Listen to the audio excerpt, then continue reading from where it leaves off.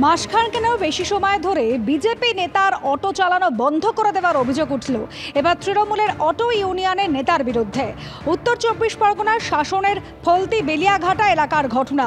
বিজেপির মণ্ডল সভাপতি তিনি অভিযোগ জানাচ্ছেন, 4 জুন ভোটের ফল ঘোষণার পরেই বেলিয়াঘাটা ছোট জাগুলিয়া রুটে তাঁর অটো চালানো বন্ধ করে দেন তৃণমূলের অটো ইউনিয়নের সম্পাদক, যিনি একই সঙ্গে বারাসাত 2 নম্বর পঞ্চায়েত সমিতির সহ সভাপতি এবং তৃণমূলের অঞ্চল সভাপতি। অটো বন্ধের রাজনৈতিক যোগ অস্বীকার করে অভিযুক্ত শাসক নেতার দাবি, অটো চালানোয় বেনিয়ম হওয়ায় এই ঘটনা ঘটতেই পারে।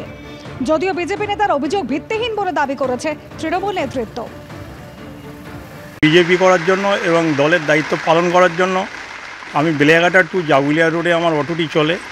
অটোটি আমার তৃণমূলের তরফ থেকে অটোটি রোড থেকে বন্ধ করে দিয়েছে প্রায় 1 মাস হয়ে গেছে। এটা ভোট পরবর্তী হিংসা এবং বিগত দিনেও দিয়েছিল। যখনই ইলেকশন আছে আমার গাড়িটা বন্ধ করে দেয়। মনে হচ্ছে আমি বিজেপি করি এবং বিজেপি এখানে করা যাবে না।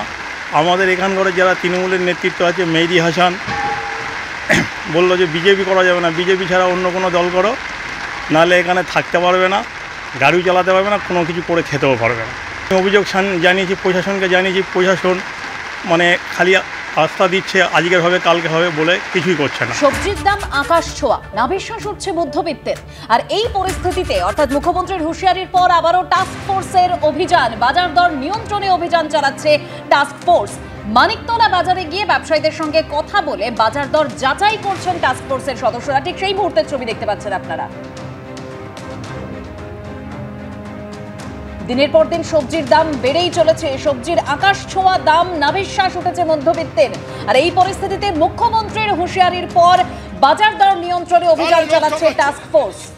গাজর কত করে বেচছো? গাজর 50 টাকা বাজারে বিক্রি হচ্ছে 36 টাকা। কালকে আমরা হোলসেলে দেখেছি। হ্যাঁ, ওটা তো ডিসি, এটা কি গাজর বলে ওইটা? ওটা তো একই। আচ্ছা, এটা কত করে বেচছো? এই যে উচ্ছেটা 70 টাকা, আবার কিছু 60 টাকাও বেচতে হবে। আজকে নিয়েছে 270 টাকা পারলে, মানে 54 টাকা কিলো কেনা। এটা তো ঠিক আছে, কিন্তু এই কিছু তোমরা না, সব ঠিক নেই, সব ঠিক নেই। পটল, আরে দাঁড়াও, বেশি কথা বলছে। পটল তোমাদের জন্য আমরা ঝাড় খাচ্ছি। পটল কত করে বেচছো? পটল 50। পটল 50। পটলের তো দাম কমে গেছে। কি পটল? হ্যাঁ, সাদা সাদা। তুমি বেশি করো না, সব হোলসেল মার্কেটের সঙ্গে মিলিয়ে দেখা হয়েছে। টমেটো কত করে?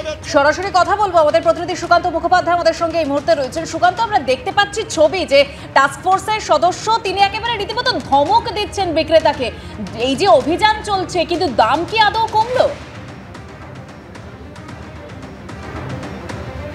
দেখো, আজকে দ্বিতীয় দিনে রাজ্য টাস্ক ফোর্সের আধিকারিকেরা একাধিক মার্কেটে ঘুরছেন। আজকে সকালবেলা তারা মানিকতলাতে এসেছেন এবং তারা প্রথমে যে দাবি করছিলেন যে গতকালকে থেকে তারা যখন নেমেছেন, তারা বিভিন্ন লোকের সাথে কথা বলছেন, ক্রেতা বিক্রেতার সাথে, তারা কিন্তু দাবি করছেন যে দাম কমেছে। কিন্তু আদপে যে পরিস্থিতি আমরা সরেজমিনে দেখতে পাচ্ছি, আজকে ঢোকার পরে বেশ কয়েকজন বিক্রেতার সাথে যখন রবীন্দ্রনাথ কোলে সহ রাজ্য টাস্ক ফোর্সের আধিকারিকদের কথা হলো, আমরা দেখলাম রবীন্দ্রনাথ কোলে কার্যত ধমকের সুরে তিনি কিন্তু বিক্রেতাদের সাথে কথা বলছেন। তার কারণে একাধিক জিনিসপত্রের কিন্তু দাম এখনো পর্যন্ত কমেনি। সেটা বেগুন হতে পারে, শশা হতে পারে, একাধিক আনাজ, সেগুলোর দাম সাধারণ বাজার দর যা তার থেকে কিন্তু অনেকটাই বেশি টাকাতে বিক্রি করছেন এবং সেই কারণে কিন্তু কার্যত ধমক দিতে দেখা গেল রবীন্দ্রনাথ কোলেকে। এবং দেখা যাচ্ছে এখনো তিনি কিন্তু ইন্টারাক্ট করছেন একজন বিক্রেতার সাথে।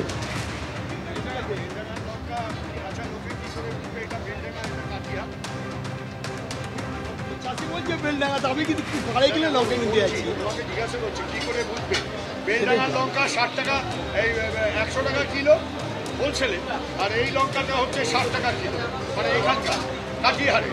তাহলে ডিফারেন্সটা কি করে ধরবে? এই লঙ্কাটা তো বাইরের, এটা তো ওয়েস্ট বেঙ্গলের লঙ্কা না, এটা তো তোমার 50 টাকা কিলো। বেশি দামে বিক্রি হচ্ছে, বেশি দামে। এটা এখানে বেলডাঙ্গার লঙ্কা বেশি নিচ্ছে। এসব করো না। দেখা যাচ্ছে যে এখনো তিনি যাদের সাথে কথা বলছেন, কোথাও কাঁচা লঙ্কা বেশি দামে বিক্রি হচ্ছে, কোথাও কাঁচা আম কিংবা অন্যান্য আলু, পটল, একদম নিত্য প্রয়োজনীয় যে সমস্ত আনাজ বাঙালির পাতে পড়ে, সেই সমস্ত দাম কিন্তু এখনো কমেনি।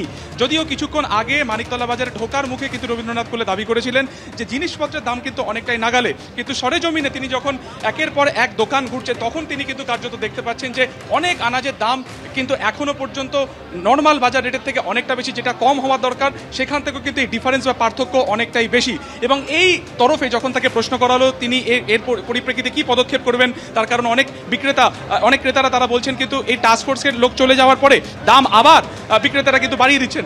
তখন তিনি কিন্তু কার্যত আশ্বাস দিচ্ছেন যে যারা এইরকম বেশি দাম নিচ্ছেন তাদেরকে সতর্ক করা হচ্ছে এবং সেই সমস্ত বাজার দরে স্পেসিফিকভাবে একটি রিপোর্ট তৈরি হবে যা রাজ্য সরকারকে দেওয়া হবে এবং সেই ক্ষেত্রে দাঁড়িয়ে যাতে একেবারে যেমন দাম সেই দামই যাতে নেওয়া হয় সেই চেষ্টাই তারা কিন্তু করবেন। এবং আমরা দেখেছি গত পরশুদিনকে মুখ্যমন্ত্রী মমতা বন্দ্যোপাধ্যায় রাজ্য টাস্কফোর্সকে কার্যত নির্দেশ দিয়েছিলেন যাতে দাম কমানো হয়, সেই নির্দেশকে কার্যত মান্যতা দিয়েই আমরা দেখলাম গতকালকে রাজ্য টাস্কফোর্সের আধিকারিকেরা একাধিক মার্কেটে ঘুরেছেন এবং আজকে সকাল থেকেও তারা কিন্তু সমস্ত মার্কেটে তারা ঘুরছেন এবং সেখান থেকে তারা যেটা দেখলেন যে এখনও কিন্তু জিনিসপত্রের দাম কোনোভাবেই কমেনি, বরঞ্চ অনেক বেশি দামে কিন্তু এখনও বিক্রি হচ্ছে এবং যারা ক্রেতারা যারা রয়েছেন তারা কিন্তু বলছেন যে দাম আদৌও কমেনি। আমরা একবার কথা বলার চেষ্টা করবো। আপনি কি সবজি কিনতে এসেছিলেন? দাম কি আদৌ কমেছে? না না, আদৌ কমেনি, একই ইয়ে রয়েছে। আলু 45 টাকা কেজি আলু যাচ্ছে। বলুন, আলু জ্যোতি আলু, চন্দনমুখী আলু কেউ 40 নিচ্ছে, কেউ 45 নিচ্ছে। 80 টাকার নিচে তো কোনো সবজি নেই। বেগুন 100 টাকা কিলো, দুদিন আগে 200 টাকা কেজি গেছে, আস্তে আস্তে 150 টাকা এলে এখন 100 টাকা।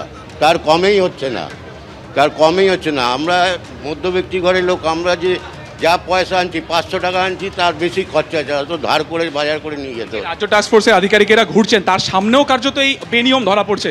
এরা চলে যাওয়ার পর তো আবার বেশি দামে। হ্যাঁ, হয়তো হবে, 2 দিন ভালো থাকবে, 4 দিনের দিন আবার যেই কে সেই হবে। আপনার নাম? অসীম চক্রবর্তী। একদম অসীমবাবু যেমন বললেন, এই একই চিত্র কিন্তু সমস্ত বাজারে যারা আনাজ কিনতে আসছেন, যারা মাছ কিনতে আসছেন, ফল শাকসবজি কিনতে আসছেন, তাদের প্রত্যেকের একই কথা যে দাম এখনো পর্যন্ত কিন্তু কমেনি এবং যারা রাজ্য টাস্কফোর্সের আধিকারিক যারা কার্যত এই দাম দাম এখনো পর্যন্ত কমেনি, কিন্তু সেইভাবে টাস্কফোর্স তাদের অভিযান চালিয়ে যাচ্ছে। ধন্যবাদ সুকান্ত।